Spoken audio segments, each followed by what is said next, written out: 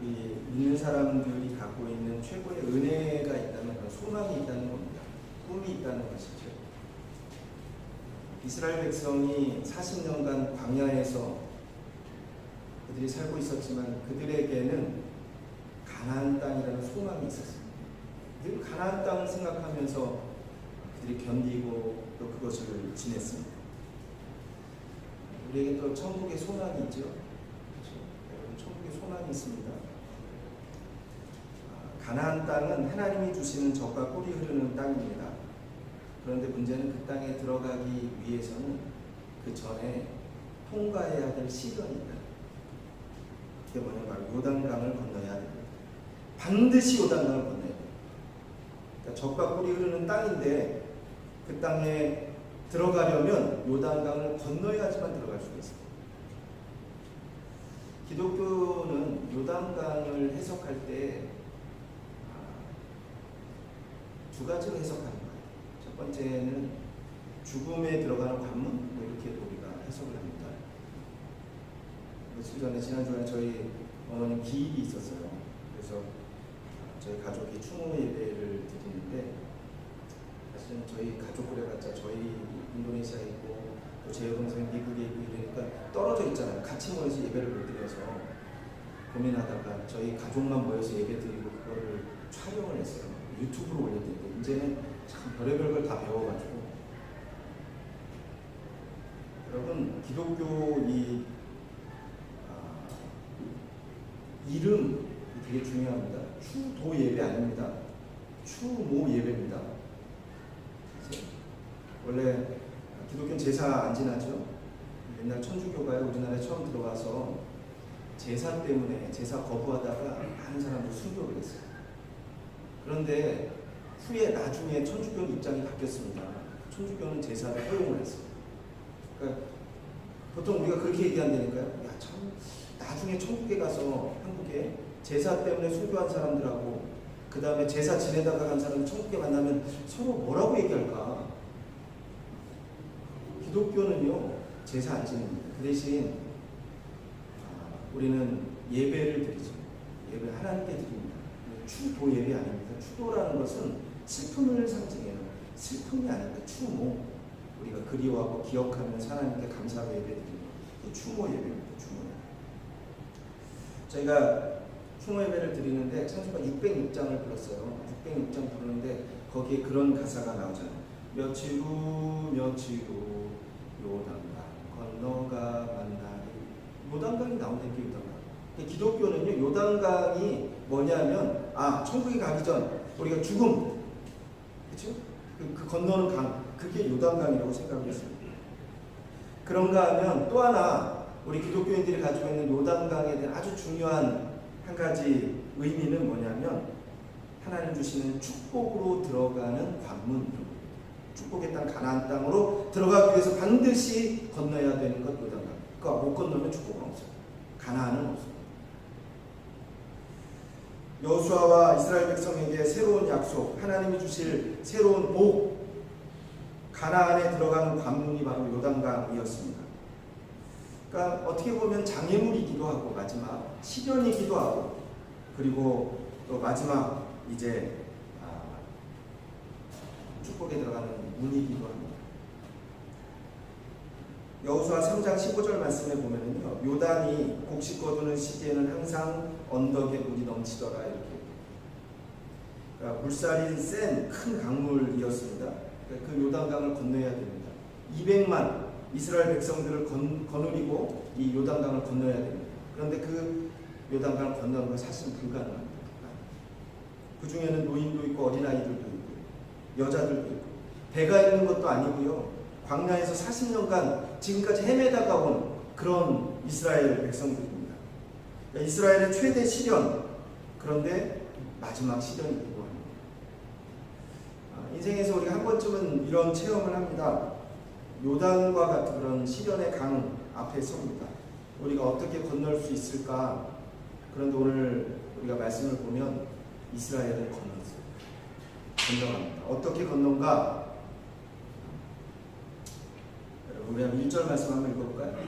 여호수아 3장 1절 말씀 우리 같이 한번 읽어보겠습니다. 시작.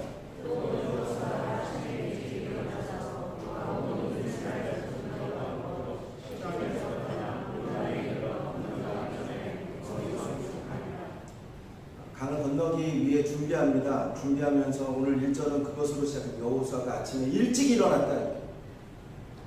여러분 인생이 중요한 일, 중요한 과제 앞에 서면 아침에 일찍 일어나야 됩니다. 우리가 잊지 않아야 돼요. 이건 최선을 다하는 모습이지요. 중요한 날은 무조건 일찍 일어납니다. 시험 보는 날 일찍 일어나야죠. 그렇죠? 우리 한국에 수능 보잖아요. 수능 보는 날은 어떻게 해요? 일찍. 늦잠 자는 거 벌써 치는 거예요.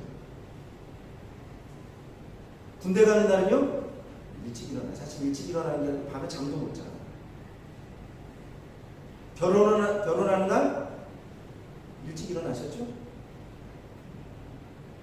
여러분 중요한 날, 처음 출근하는 날 일찍 일어납니다. 그러니까 아주 중요한 날에 일찍 일어납니다. 교회 가는 날, 주일날 일찍 일어나세요. 여러분 일찍 일어나야 됩니다. 항상 여호수아는 우리가 여호수아서 읽어보면 중요한 날은요 일찍 일어났다. 그렇게 6장 12절, 7장 16절, 8장 10절 여호수아가 중요한 순간순간마다 일찍 일어났다니까. 믿음에 대해서 우리가 가장 많이 오해하는 건 그거예요. 믿음이 있으니까 일단 기도하고 아무것도 안 하면 된다? 아니 그렇지 않아요. 믿기 때문에 아무것도 안 하는 것이 아니라 믿기 때문에 오히려 더 최선을 다하는 겁니다. 믿기 때문에 우리 믿음 때문에 새벽 일찍 아침 일찍 일어나는 것입니다. 히브리서 11장을 우리 믿음장이라고 얘기합니다. 거기 보면 많은 믿음의 선진들이 나와요. 믿음으로 아벨은, 믿음으로 에녹은, 믿음으로 노아는, 믿음으로 아브라함은 막 믿음의 사람들이 나와요. 근데 거기 보면 그렇게 얘기합니다. 믿음으로 아벨은 더 나은 제사를 하나님께 드렸다. 믿음으로 노아는 방주를 준비하였다. 믿음으로써 아브라함은 순종하여 떠났다. 이렇게. 여러분 아브라함이요 이삭을 바치기 위해서 이제 길을 떠납니다. 그런데 창세기 22장 3절 말씀에 보면 믿음으로 아브라함이 길을 떠날 때 그렇게 얘기합니다. 아침 일찍 일어나. 여러분 우리도 하나님께 은혜를 받기 위해서는 일찍 일어나야 됩니다. 좀 일찍 일어나시길 바랍니다. 우리 교회가 새벽기도 시작했어요. 핑계하지 마세요. 성전을 우리가 건축 이제 시작을 하면서 사실 지난 주간에 여러분 우리 교회가 이제 건축회사랑 사인 끝났습니다. 이제 시작합니다. 예배도 드려야 돼. 기본 예배도 드려야 돼. 다 드려야 돼. 근데 제일 먼저 준비하면서 어떻게 해야 될까? 그래서 그게 새벽기도예요. 아침 일찍 일어나야죠. 제 고민이 그거예요. 요즘은 팬데믹이라는 것 때문에 그 핑계가 돼서 우리 성도들에게 예배 오라는 말을 못한다니까. 예배도 오라고 못하고 새벽 기도도 나오라고 못하고. 여러분 이제는 좀 일어나시길 바랍니다. 일어나세요. 여러분. 핑계하지 마세요.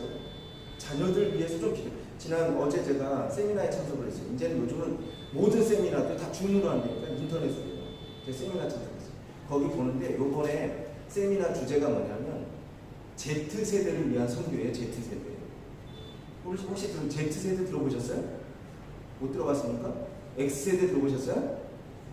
그거 지나고 나면 Y세대가 나와요. Y세대가 지나면 Z세대예요. Z세대에 대해서 정의를 할 때 그렇게 얘기합니다. 거기 보니까 1995년에 태어나서 2010년까지 태어난 그 사이에 태어난 아이들 Z세대라고. 근데요, 우리 자녀들 있잖아요. 그 전에도 물론 있겠지만. 근데 그 아이들에게 선교라는 단어를 쓰니까 이게 뭐냐면 똑같다는 거예요. 우리가 외국에 우리가 전혀 알지 못하는 낯선 사람들, 낯선 부족에게 가서 복음을 전하는 게 선교인 것처럼 우리 자녀들 우리가 이해를 못한다니까요. 그럼 얘네들은 이해를 못해. 우리 아이들, 우리 딸도 있고 우리 아들도 있고 얘네들 보니까 얘네가 딱 Z세대. 제가 그래서 모여서 제가 발표할 때 그랬더니 저는 Z세대 2명이라고 생각합니다. 몰라요. 얘네들 이해를 못해요. 근데 그래서 우리는 볼 때 그냥 다 되겠지. 아니, 걔네들을 선교적으로 접근하지 않으면 얘네들이 믿음의 사람이 안 된다는 겁니다. 그게. 여러분 자녀들 위해서 기도하세요. 근데 더 놀라운 말이 뭔지 아세요? Z세대가 마지막 세대예요. 이거는 학자들이 다 얘기합니다.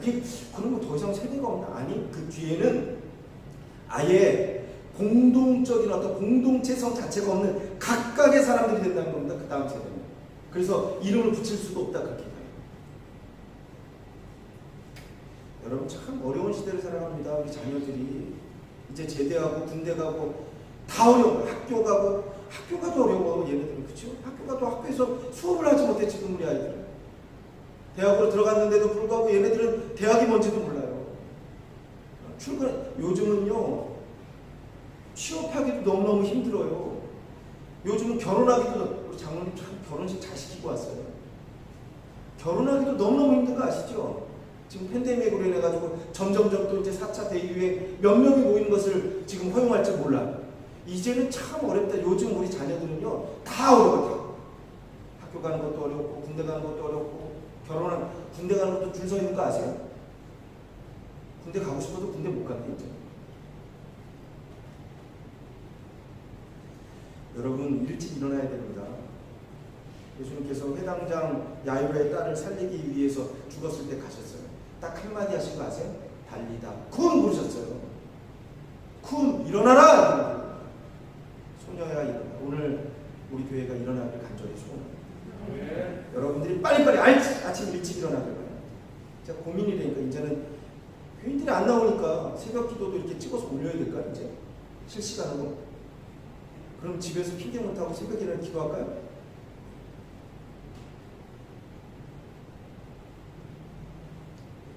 여러분 믿음 때문에 행동합니다. 우리는.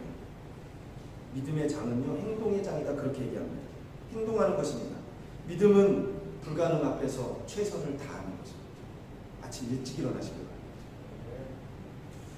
우리 한번 5절 말씀을 한번 또 한번 읽어볼까요? 5절 같이 읽겠습니다. 시작.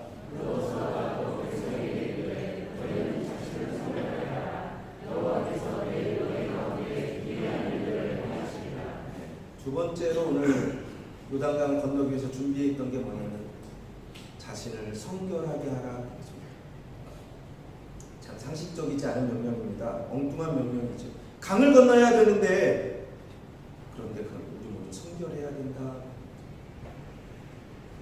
하나님이 내일 우리 가운데 기적을 행할 것이다. 이스라엘은요 그 강을 절대로 건널 수 없습니다. 현실적으로 하나님의 기적이 아니면 건널 수 없어요. 여호수아는 너무나 잘 알았습니다. 하나님이 우리와 함께 하시면, 우리에게 기적을 주시면 우리는 건널 수 있습니다. 기적을 위해서, 하나님이 우리와 함께 하시기 위해서 우리가 준비해야 되는 게 하나가 있어요. 그게 뭐냐면 성결입니다. 우리가 깨끗해야 됩니다. 그래서 오늘 명령합니다. 성결하라. 우리가 하나님과 함께하기 위해서는 성결해야 됩니다. 기적을 위해서 성결해야 됩니다. 우리 인생 가운데요 기적이 항상 필요합니다. 여러분 가정에 기적이 필요합니다. 자녀의 삶 가운데 기적이 필요하고요. 우리 교회도 그래요. 우리가 지금 이제 성전 건축을 합니다. 이거 기적이 필요합니다. 계약하는데 그런 이야기를 했어요. 우리가 서로 이야기합니다. 여러분 이제 앞으로는 성전 건축이라는 말을 아마 듣기가 어려운 시대가 아닐까 이런 생각합니다.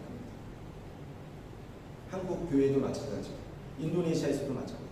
그런데 이 팬데믹 시대에 잘 보이지도 않는 이때 우리 가나안 교회가 성전을 건축하는 것, 여러분 이건 기적입니다. 기적. 여러분 우리가 깨끗해야 됩니다. 그러므로 성결하라. 신약성경 디모데후서 2장 누누이 말해요. 그릇에 대한 말씀하잖아요. 큰 집에 여러분 그릇이 많이 있어요. 그런데 주인이 어떤 것을 쓰시는가 딱 하나예요. 깨끗한 것. 절대로 쓰임받지 못하는 그릇이 있습니다. 그게 뭐냐면 더러운 것. 여러분 가정에 기적이 있기를 소원합니다. 여러분 사업장에 우리 교회에 성전 건축을 통해서 기적이 일어나기를 소원합니다. 누가 쓰임받는지 아세요? 깨끗한 사람 쓰임받을 줄로 믿습니다. 하나님 좀 여러분 가정에 복을 많이 주셨으면 좋겠어요. 사업장에. 청교도들이요, 옛날 청교도들이 만나면 인사를 항상 했어요. 뭐라고 그렇게 얘기합니다. 성결함이 행복보다 더 좋은 것입니다. 그렇게 인사했습니다. 성결함이 행복보다 더 좋은 것입니다. 그렇게 인사했어요. 그게 의미가 있어요. 의미가. 여러분 이런 뜻입니다. 우리가 성결을 꽉 붙들면 행복도 따라오다. 그런데 내가 행복하기 위해서 행복을 선택하면 행복도 없고 성결도 없다는 겁니다. 우리가 인생의 기적을 체험하기를 소원합니다. 요단을 건너기를 소원한다면, 우리가 축복의 땅 가나안 땅에 들어가기를 원한다면 여러분 성결을 준비하시길 바랍니다. 성결 깨끗하기를 소원합니다. 3절 말씀 우리 한번 다시 한번 읽어볼까요? 3절입니다. 시작.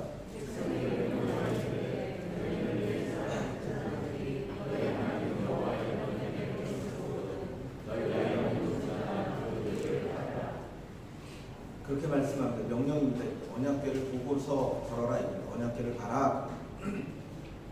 언약궤는요 하나님 상징입니다. 하나님.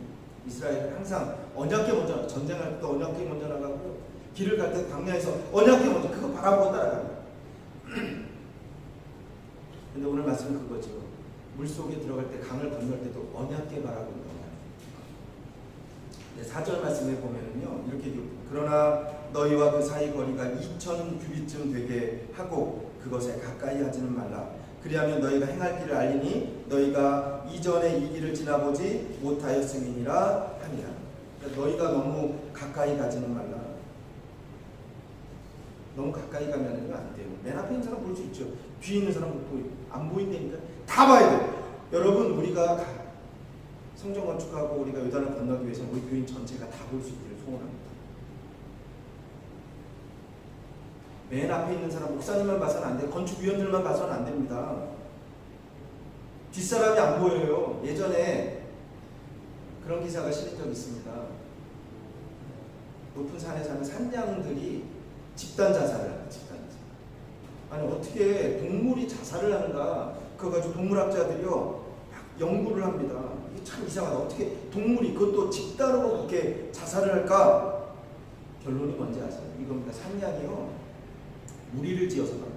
맨 앞에 리더가 가고 뒤에서 이제 다 쫓아갑니다. 근데 산양이요 바로 앞에 것만 보고 가는 거예요. 바로 앞에. 리더도 멀리 보는 게 아니고 바로 앞에 것만 보고요. 그 뒤에 있는 거 바로 앞에 있는 양들만 쫓아 그렇게 가는 거예요. 그렇게 가다가 절벽을 발견하는 거죠. 그렇죠? 그러면 맨 앞에 있는 양이 어떻게 해요? 절벽을 딱 멈추죠. 가면 안 됩니다. 딱 멈추고. 근데 뒤에 있는 양들이 그것도 모르고 계속 오다가 보니까 빨리 안 멈춰지니까 자꾸 조금씩 밀리는 거예요. 밀려. 그러다 보니까 맨 앞에 있는 양이 어떻게 될까요? 떨어져요. 그게 멍청한 게 그런 거죠. 떨어지니까 뒤에 있는 양들은 앞에 있는 게 갔네 그러고 또 뛰어내린다는 거예요. 다 결국은 집단 자살 일으키고. 여러분 너무 가까이 있으면 멀리 못 봅니다. 오늘 말씀은 그렇게 2000 규빗, 이건 약 한 지금 미터로 얘기하면 1000m 조금 안 돼요. 1000m 정도? 그러면요 저 뒤에서도 보이는 거예요. 그리고 얘기하면 하나님이 앞에 가신다. 여러분 시선은 강물에 두는 거 아닙니다. 항상 언약 위에 두는 거. 하나님 바라봐라. 이것이 신앙입니다.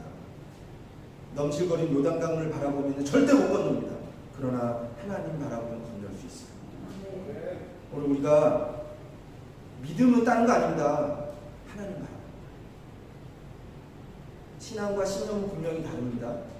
신앙은 하나님 보는 거예요. 신념은 자기 자신을 믿는 것입니다. 그래서 신념이라고 하는 건 항상 한계가 있어요. 자기 한계가 있잖아요. 그러나 신앙엔 한계가 없습니다. 하나님은 한계가 없으신 분, 전능하신 분. 우리가 하나님을 바라볼 때 건널 수 있습니다. 하나님 바라보시길 바랍니다. 요단을 건너기 위해서는 우리가 신앙이 필요해요. 신앙의 사람이 되시기를 바랍니다. 하나님 바라보세요. 이제부터 우리가 결심하세요. 내가 하나님 바라보겠다. 그러니까 신앙생활은 복잡하지 않아요. 여러분 말씀드려요. 제사장이 가면 뒤에서 쫓아가는 겁니다. 지시하는 대로. 그러니까 이게 순종은 항상 단순해.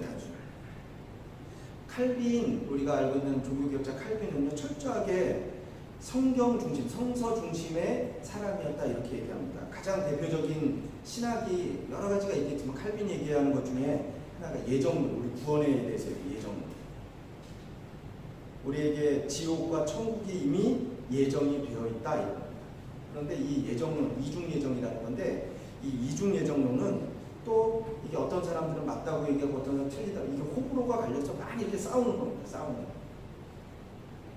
이제 칼빈이 나이가 많이 들어서 이제 죽기 전에 세상을 떠날 때 제자 한 사람이 물었어요. 선생님, 지금이라도 그 이중 예정을 취소할 수 있습니까? 그렇게 얘기했어요. 이게 장록이 아주 중요한 교리 중에 하나거든요. 그랬더니 칼빈이 조용히 이렇게 아니, 성경이 그렇게 말한다. 성경이 가는 데까지 가고 성경이 멈추는 곳에 나는 그 자리에 선다. 그 제자가 더 이상 묻지 않았습니다. 오늘 말씀 그렇게 얘기하면 제사장이 앞서가면 쫓아가. 여러분 참 단순하죠. 유명한 말들이 우리 주위에 많이 있는데 그런 말이 있죠. 사람이 할 수 없어서 못하는 것이 아니라 하지 않아서 못한다.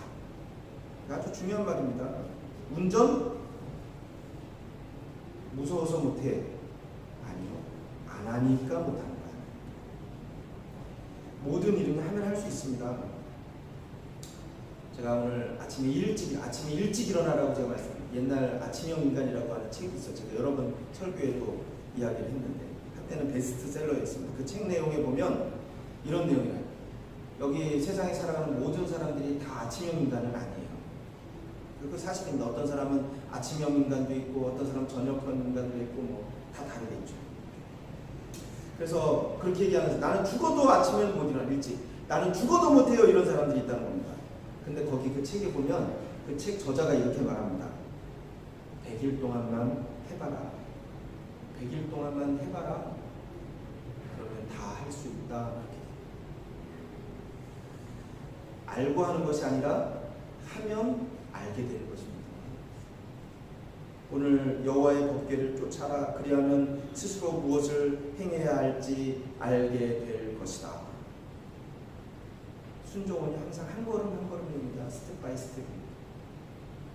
하나님을 바라보고 순종하시길 주님의 이름으로 축원합니다. 그럴 때 우리 앞에 기적이 일어날 줄로 믿습니다. 그러면